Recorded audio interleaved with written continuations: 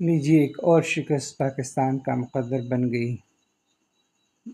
India نے پہلے toss جیتتے ہوئے پاکستان کو کھیلنے کی دعوت دی اور مقررہ 20 اوور میں پاکستان نے 171 رنز بنائے۔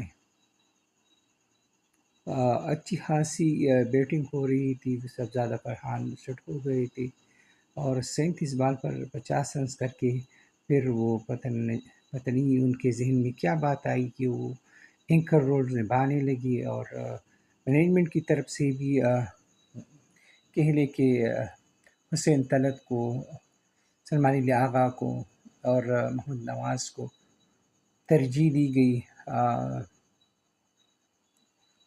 محمد حارث پر، شاہین افریدی پر، فہیم اشرف پر۔ اس کا خمیازہ پاکستانی ٹیم کو بھگتنا پڑا اور وہ اسکور جو 190 اور 200 تک پہنچ سکتا تھا وہ نہ پہنچ پایا اور 171 تک محدود ہو گئے۔ جواب میں ابھیشیک شرما کی بیٹنگ اور شبھمن گل کی بیٹنگ نے پاکستانی بالنگ کو تباہ کر کے رکھ دیا، ان کے بہی اڑ دے رہی۔ 190 کے اسٹرائک ریٹ سے ابھیشیک شرما نے 74 رنز بنائے، شبھمن گل نے 47 رنز کی ایک جاندار اننگز کھیلی۔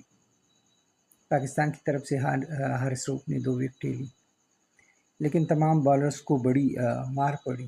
میچ میں پاکستان کی جو حکمت عملی تھی سمجھ سے باہر تھی، بیٹنگ میں بھی، بالنگ میں بھی، اور ایک طرح سے کہہ لیں کہ جو مومنٹس ہم نے جیتنے تھے وہ تو جیت لیے، لیکن باقی جو مومنٹس رہ گئے تھے، یعنی پہلے 10 اوور میں تو ہماری ٹیم اچھی جا رہی تھی، سکورنگ جو پیٹرن تھا وہ اچھا تھا، اور 10 اوور میں 91 رنز اور 1 وکٹ۔ میرے حال میں یہ ایسی سچویشن تھی کہ ہم بآسانی 200 کر سکتے تھے، چلو 200 نہ صحیح 190 کر لیتے، 180 کر لیتے، لیکن بہرحال جو بالنگ ہم نے کی ہے انڈیا کے خلاف، یہ سوچنا ہوگا کہ کل کے بچے بھی ہمارے سینئرز بالر کو ادھیڑ کر رکھ دیتے تھے اور ان کی لائن اور ان کو خراب کر رہے تھے، اپنی مرضی کے اسٹروک کھیل رہے تھے۔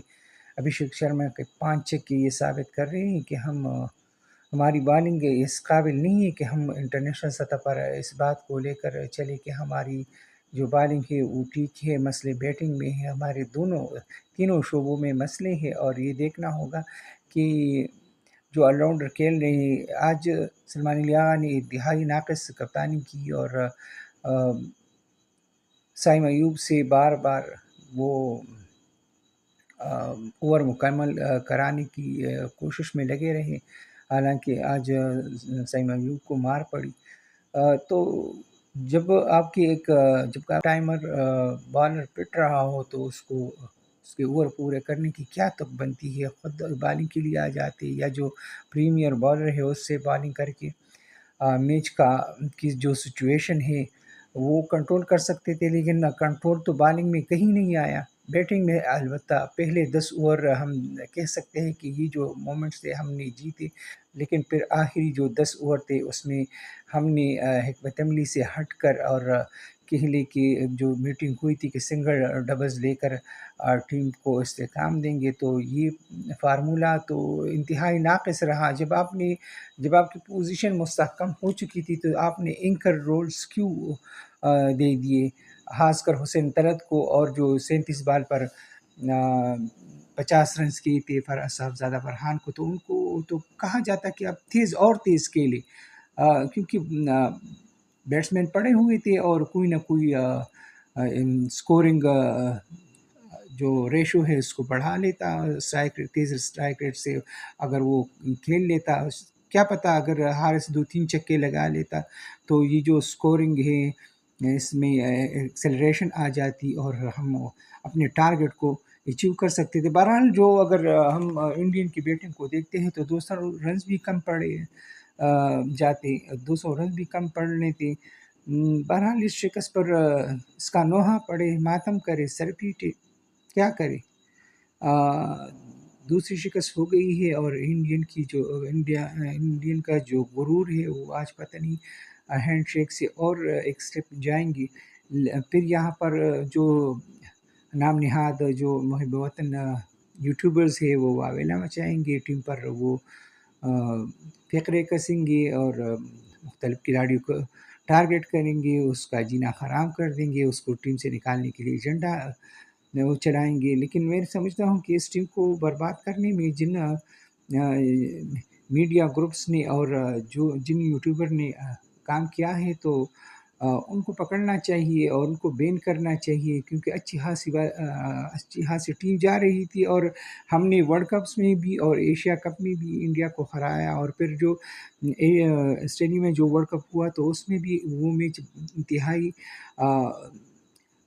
नज़दीकी मार्जिन से हम हार गए थे। अगर रसूख ख़राब ओवर ना करता तो शायद उधर भी हम जीत जाते। मुसलसल 2 वर्ल्ड कप्स में हमारी जीत यकीनी हो जाती। क्या किया जाए? अफ़सोस की बात है, इस पर जितना भी अफ़सोस किया जाए कम है। इंडिया से शिकस्त एक पाकिस्तानी शाख के लिए बर्दाश्त करना आसान नहीं है, लेकिन ये भी समझना होगा कि जो टीम के साथ तजुर्बात हुए तो ऐसे लोगों को, खासकर आकिब जावेद जैसे मसहरे को टीम से अलग करना चाहिए। एनसीए की जो डायरेक्टरशिप है उससे हटाना चाहिए, क्योंकि ये बंदा पता नहीं इसके सर में क्या है, कौन सा सरिया है ये कि वो खुद सरी में जो भी फैसले करे कोई उनको रोकने वाला नहीं। अब टेस्ट में जो तजुर्बात किए तो जो पाकिस्तानी पेसर है वो बॉलिंग करना भूल गए, और यहाँ तक कि साहब ने तो पाकिस्तान में कोई तेज़ गेंदबाज आजमाया नहीं टेस्ट में। फिर उनको लगा कि वो 20 में तजुर्बात की जाए तो बाबर और रिजवान को टीम से निकाला, जिसका खमियाजा पता नहीं कितना हम भुगतेंगे, क्योंकि ऐसे लोग भी हैं कि वो कहते हैं कि हमें मूव ऑन करना चाहिए, आगे बढ़ना चाहिए, पीछे मुड़कर नहीं देखना चाहिए। रिजवान और बाबर हमारे प्लान का अगर हिस्सा होंगे तो हमारी जो क्रिकेट है वो इंतहाई पीछे जाएगी। आपकी क्रिकेट आगे किस तरह बढ़ी है? एक साल में जो तजुर्बात करके और जो स्ट्राइक रेट का, मॉडर्न डे क्रिकेट का जो नारा बुलंद किया है, और कौन से गुल खिलाए हैं, कौन सी सीरीज़ जीती हैं, और किस रन रेट से, किस स्ट्राइक रेट से बैटर्स ने रन्स बनाए हैं। अगर वो बाबर जितने रन्स बना भी लेते ना तो हम उनको पलकों पर बिठाते। हम क्यों ना रिजवान और बाबर की तारीफ करें, क्योंकि उनके दौर में टीम अच्छी जा रही थी। हम एशिया कप का फाइनल के लिए, वर्ल्ड कप का फाइनल के लिए इंडिया को 2 बार वर्ल्ड कप में और एशिया में हराया। इस तरह तो नहीं था कि हम मुकाबला करने से पहले हमारे हाथ पाँव फूल जाते। और ये जो कप्तान है सलमान लियागा को खुद ही रिज़ाइन करना चाहिए। वो इस काबिल नहीं है कि T20 में लोहा मनवा सके। हाँ, उनको जाना चाहिए डोमेस्टिक में जो 20 क्रिकेट है इसके कालब में अपने आप को डाले, तभी बात बनेगी।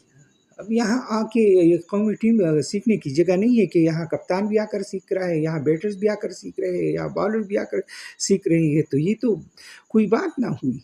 ये तो कोई सीखने की जगह नहीं है। अगर हम यहाँ किसी को सिखा रहे हैं तो फिर तो इंटरनेशनल टीमों के साथ हमारा तो मुकाबला बनता ही नहीं है। हम तो हर एक खिलाड़ी को यहाँ आजमाएंगे और फिर इसको जब काबिल होगा इंटरनेशनल खेलने के की सतह पर, वो खेलने के काबिल होगा तो हम उसको हटाएंगे, फिर एक और मनपसंद खिलाड़ी को ले आएंगे। बैटिंग में, बॉलिंग में यही सिलसिला जारी सारी है और यही सिलसिला चलता रहेगा।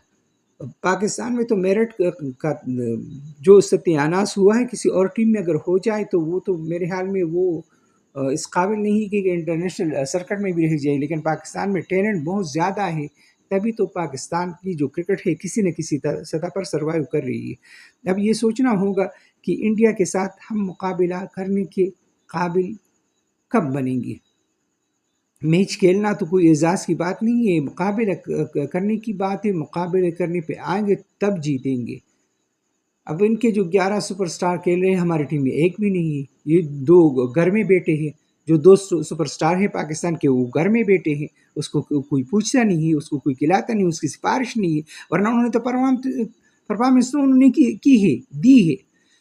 लेकिन अब ऐसे यूट्यूबर्स को कौन समझाए जो नाम नेहाद मुहिब वतन बनेंगे। आज व्यूज़ के लिए पाकिस्तान की तरफ वो देखेंगे कि पाकिस्तानी उनको देखेंगे, वो क्या है कि मुँह से जाग उड़ाते हुए और गला पाड़ कर पाकिस्तानियों पर भौंकेंगे।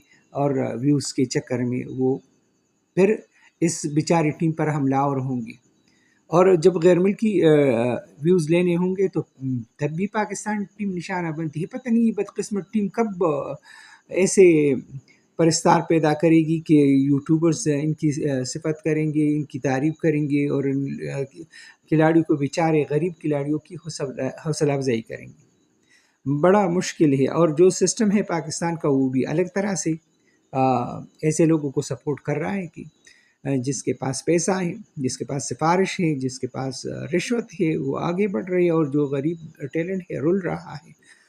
پاکستانی شائقین فتح کے لیے ترس رہے ہیں، اور انڈیا کے خلاف میچ جیتنا میرے خیال میں اتنا آسان نہیں۔ یہ حقیقت پسند ہو کر سوچنا پڑے گا کہ ہماری ٹیم کہاں کھڑی ہے، کس نے اس کو تباہ کیا ہے، کون ایسا ہوگا جو اس کو دوبارہ پٹری پہ لائے گا، اور کون سے ایسے کھلاڑی ہوں گے جو ورلڈ کپ پلان کا حصہ ہوں گے۔ اب بھی یہ رول پیٹیں گے کہ نہیں، ہمیں ماڈرن کرکٹ کھیلنی ہے، اور ہم منہ آن کریں گے، اور بابر اور رضوان کی طرف نہیں دیکھیں گے، تو نہ جانے اس ٹیم کا کیا ہوگا۔ مجھے تو اس گیم کے ختم ہونے پر، جس طرح ہاکی پاکستان سے ختم ہو گئی، اسکواش میں ہمارا 50 سال سے ایک نام تھا وہ ختم ہو گیا، اب کرکٹ ختم ہونے جا رہی ہے۔ ہمارے پاس واحد تفریح ہے، اور اس تفریح کے ختم ہونے کے بعد ظاہر سی بات ہے کہ ہم کس طرف دیکھیں گے، کون سا ایسا گیم ہے جو